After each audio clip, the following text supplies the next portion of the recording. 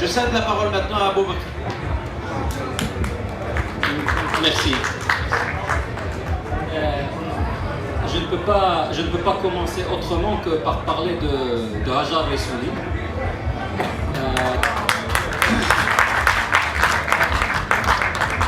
Pour deux raisons. La première, c'est que, et je vais être très égoïste dans ce que je vais dire, parce qu'elle souffre pour moi en tant que journaliste. Il lui est arrivé ce qui lui est arrivé parce qu'elle est journaliste. Et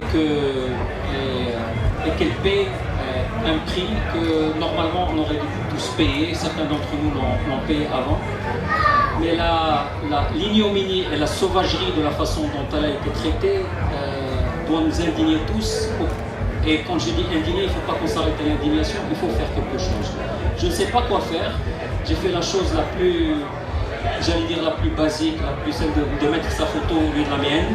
Je n'ai pas trouvé d'autre chose et j'ai même lancé un appel qui n'a pas été suivi du tout, de remplacer nos photos sur nos réseaux sociaux par sa photo à elle, parce que je voulais que les réseaux sociaux soient inondés par le visage de cette jeune dame qui aujourd'hui souffre pour nous. Et elle a aussi souffert pour une autre raison qui est peut-être un aspect un peu plus polémique.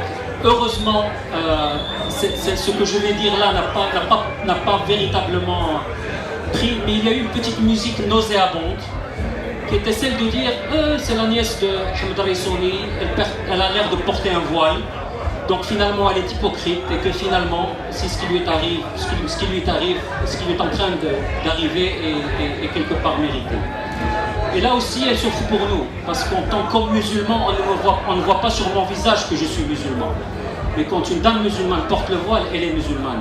Et quand il y a des actes d'islamophobie contre ces dames-là, c'est en fait parce que nous, on n'est pas apparentes, c'est elles qui sont apparentes et qui souffrent pour nous. Et sans tomber dans une espèce de tribalisme religieux, du tout. D'ailleurs, je ne veux même pas rentrer sur le débat sur le voile, parce que ce n'est pas mon propos, ni vous dire si je suis pourquoi, parce que c'est vraiment pas le propos. Le propos est de dire qu'il y a une espèce d'attitude nauséabonde dans ce pays parfois raciste qui tend à cibler ces dames-là et à leur enlever leurs droits. Et donc aujourd'hui, si on doit parler de quelqu'un, si on doit parler de liberté de la presse et des droits de l'homme, il faut parler de Hajar Ressouli en premier lieu. Je suis incroyablement honoré d'être ici aujourd'hui parce que le journal a fermé ses portes en janvier 2010. En janvier 2020, ça fera 10 ans que le journal n'existe plus. Et quand on se rappelle de cette aventure, est pour moi le plus beau des honneurs, et je sais qu'aujourd'hui, il y a au moins 2 autres membres de la rédaction qui sont ici, et ils savent à quel point cet honneur est important pour nous, pour plusieurs raisons. Non seulement parce que les gens se rappellent encore, en tout cas certains se rappellent encore de ce qu'a fait ce journal, mais aussi parce qu'ils viennent d'une famille d'idées qui a été très importante dans la vie du journal lui-même. Ce que beaucoup de gens ne savent pas, c'est que le journal a prospéré, pas financièrement, mais j'allais dire a prospéré en termes de popularité, parce qu'il s'est nourri de courants de pensée marocains, parce qu'il s'est nourri de militants des droits de l'homme. Je peux vous citer, je peux m'asseoir avec vous et vous mettre devant vous les archives du journal, et je peux vous assurer qu'à chaque fois que vous mettrez le doigt sur un dossier que vous trouvez très intéressant, qu'à l'origine il y avait un militant des droits de l'homme quelque part au Maroc, en France ou ailleurs.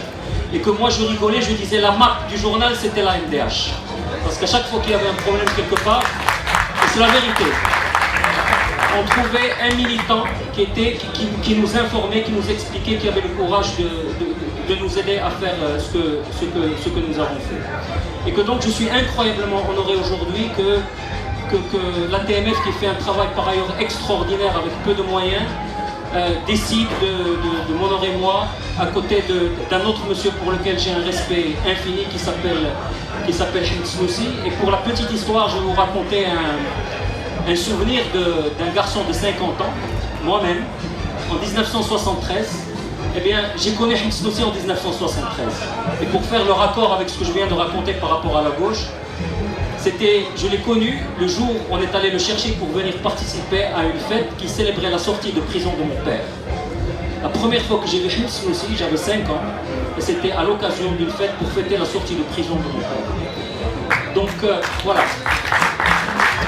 Je ne vais pas m'étendre, les gens parleront après de Ahmed, je viens de lui dire, je considère qu'il a commis le plus grand, à mon avis, le meilleur spectacle de l'histoire de l'humour au Maroc, qui est un spectacle à mon avis qui est au-delà de la comédie, qui est un spectacle philosophique, politique, qui à mon avis est un sommet. Mais bon, ça c'est un autre débat, on peut en parler plus tard.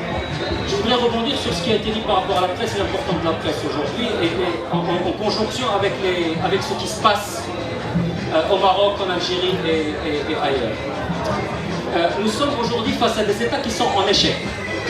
Des régimes autoritaires de la région, pas seulement d'ailleurs de la région, quand vous analysez les autoritarismes à travers le monde, à commencer par la Chine, le Chili de Pinochet, l'Asie, etc., on se rend compte que ces régimes, en réalité, vendent une proposition à leur peuple qui est celle de, pas de liberté politique, mais au bout, il y aura la carotte de l'évolution économique et de la prospérité économique. Et on a eu, dans la région, on a eu un autre élément qui s'est ajouté à cette carotte qui est celle de la prospérité économique, qui, comme on le sait, est illusoire, et qui va permettre de faire la relation avec l'affaire de Hajar, qui est celle des droits des femmes. C'est-à-dire que, et ça a commencé d'ailleurs, et même avant, ça a commencé avec Ben Ali. Beaucoup de gens dans ce pays hésitaient à critiquer le régime de Ben Ali, sous prétexte que le régime de Ben Ali, au moins, respectait les droits de la femme, et que l'alternative, c'était ces fous furieux islamistes qui allaient venir, qui allaient obliger les femmes à porter le voile, etc. etc. Et l'affaire de Hajar, d'ailleurs, démontre que c'est un pacte faustien, que c'est un pacte avec le diable. Et que les droits de la femme ne peuvent être respectés pleinement que dans le cadre d'un véritable processus de démocratisation qui va passer par une confrontation idéale avec le camp conservateur. Et qu'on ne peut pas tricher à cet examen-là en pensant qu'en se cachant derrière l'autoritarisme et la dictature, nous allons aider les femmes. C'est une vision illusoire parce que les autoritarismes, comme toutes les dictatures du monde, ne vivent que pour une chose, c'est perdurer. La partie de leur cerveau la plus développée, c'est le cerveau reptilien, c'est la survie. Et si pour survivre, il faut prétendre défendre les droits de la femme, ils le feront. Et si pour survivre, il faut attaquer les droits de la femme, ils le feront. Et que donc c'est un pacte qui est illusoire et dans lequel j'espère ceux qui se battent pour les droits de la femme, et on devrait tous se battre pour les droits de la femme, c'est un piège dans lequel on ne devrait plus tomber. Revenons à l'aspect économique. Aujourd'hui, on est en échec. Ces régimes sont en échec. Lorsque vous analysez le printemps, ce qu'on appelle le printemps arabe ou le printemps des peuples, plus justement, il n'y a pas beaucoup de consensus chez les penseurs, chez les analystes, de ce qui a vraiment déclenché ce phénomène-là. L'une des rares sujets de concorde, c'est comment ça a été déclenché. Et on le sait, c'est très précisément les jeunes au chômage dans les villes. Parce qu'à la limite, et ce qui m'amène moi à dire, lorsque vous avez un régime autoritaire qui vous dit « moi j'ai réussi à dépasser le cap du printemps arabe », ce qui est le cas du régime marocain, je pose une seule question, quel est le taux de chômage des jeunes dans les villes? Parce que c'est cette portion démographique en particulier qui a provoqué et qui continuera. Et qu'est-ce qui s'est passé depuis le printemps arabe? Ce niveau de chômage a en fait empiré. Ce qui s'est passé au RIF n'est pas qu'une réplique du printemps arabe, c'est la suite. Le tsunami est à venir. Pourquoi? Parce que ces régimes-là ont été incapables de résoudre l'équation qu'ils prétendaient eux-mêmes résoudre, qui est celle de l'équation de la prospérité économique. Et je ne vais pas rentrer là aussi dans les termes parce que c'est un débat fascinant. Qu'est-ce qui fait que les politiques économiques ne fonctionnent plus?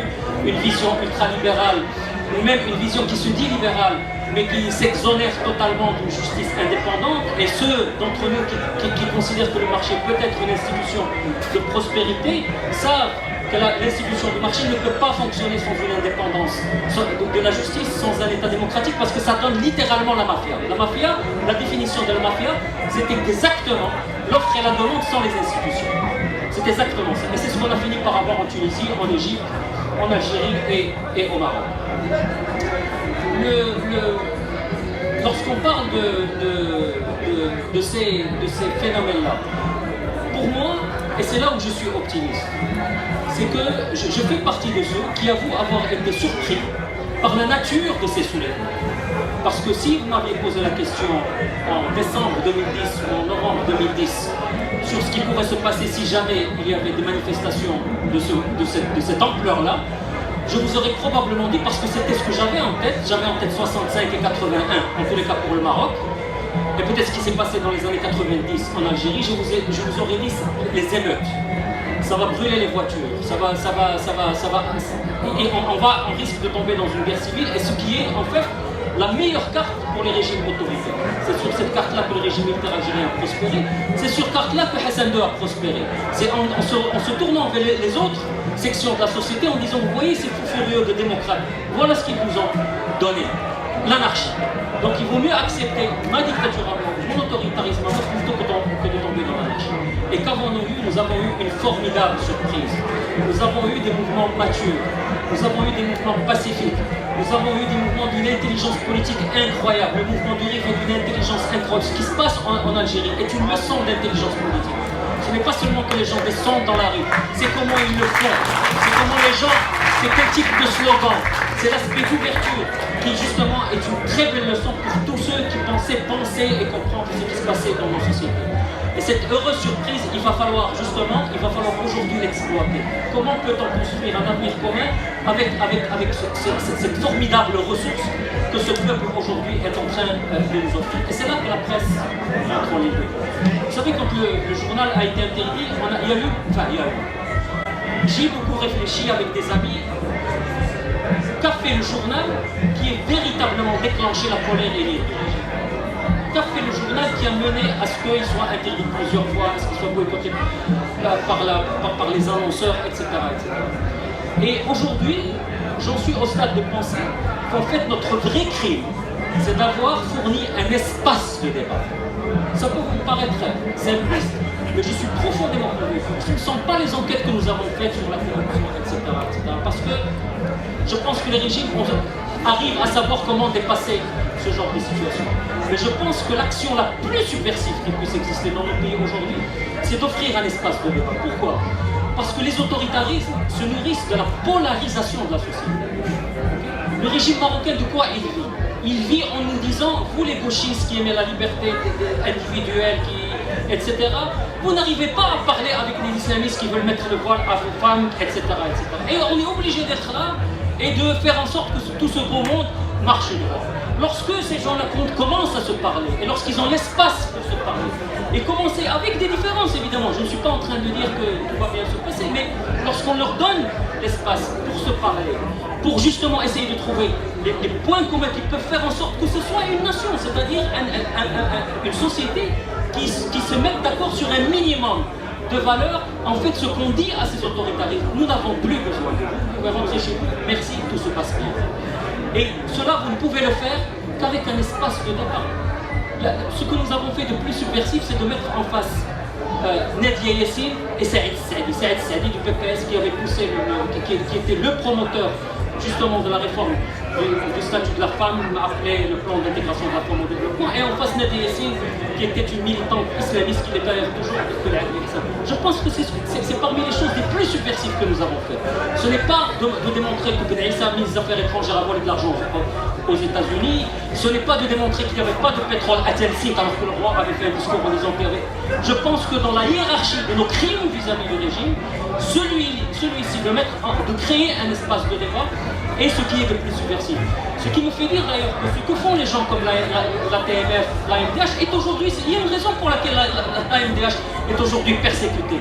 Parce que défend la MDH? Elle défend tout ce beau monde. Elle ne différencie, elle ne discrimine pas en fonction de l'idéologie des gens. Un être humain est un être humain lorsqu'il est attaqué dans ses droits, qu'il soit voilé, barbu, pas voilé, pas barbu, en faveur de la liberté de conscience, etc.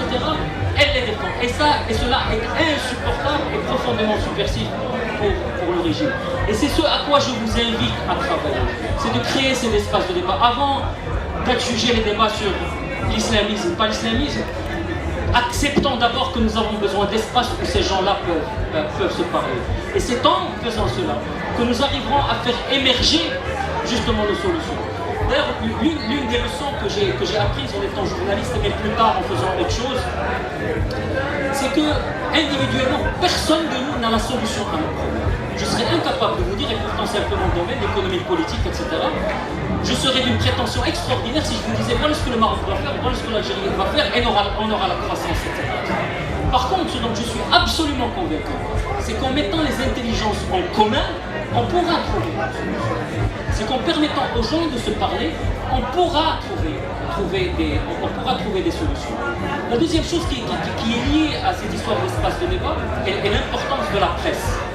C'est que je suis de moins en moins convaincu qu'une société... Je suis de moins en moins convaincu de la notion qu'une société vit sur la base de valeurs qui sont vitrifiées, qui ne changent pas. Une société évolue. Une société est un organisme vivant qui a besoin d'évoluer, qui a besoin de tester les limites. Et c'est justement ces espaces de débat, et ce sont justement les médias, l'agora moderne, qui permet à cette société de respirer. Qui permet il y a une raison pour laquelle les grandes et belles démocraties sont des espaces où le débat est constant, où la conflictualité est constante. La question est comment on gère cette conflictualité. Et en fait, cette conflictualité-là qui est fertile de notre avenir. Et donc la question qui se pose aujourd'hui, en opérant, en enlevant en fait, en privant nos sociétés de ces espaces de confrontation, on enlève à nos sociétés la capacité d'enfanter demain, d'enfanter les valeurs qui vont faire en sorte qu'on va vivre ensemble. Et c'est en cela que c'est un crime contre la société que de combattre la liberté d'expression et de mettre des gens comme Hajar Arissoni en prison. Donc je vous invite à vous battre pour cette idée de la presse. Et je voudrais aussi souligner un aspect qui reste confus dans la tête des gens. La liberté d'expression n'est pas la liberté de la presse. Et c'est un discours que j'entends souvent. Mais vous dites qu'il n'y a pas de liberté au Maroc, regardez ce que les gens racontent sur Facebook et sur Twitter. Non, peut-être, à la limite, je peux me mettre d'accord avec vous, et c'est même pas le cas, qu'il y a une liberté d'expression. Mais la liberté d'expression n'est que la première étape. La liberté de la presse est importante parce que, comme je vais vous expliquer, c'est là où on hiérarchise les grands dossiers, et c'est là où on arrive à un consensus, c'est là où on fabrique des vivre communs. Les réseaux sociaux atomisent les opinions. Vous avez des gens qui ont chacun dans son côté, qui racontent chacun. Mais où est l'espace de rencontre? L'espace de rencontre ne peut se faire que dans des cadres institutionnels. Donc il faut réfléchir à des modes qui vont permettre la survie de ces modes institutionnels, qui vont créer ces espaces où non seulement on exprime ses opinions, mais on permet à ces opinions de se confronter et de créer le vivre commun. Et merci. Merci. Juste sur ce dernier point concernant Internet et les réseaux sociaux, je suis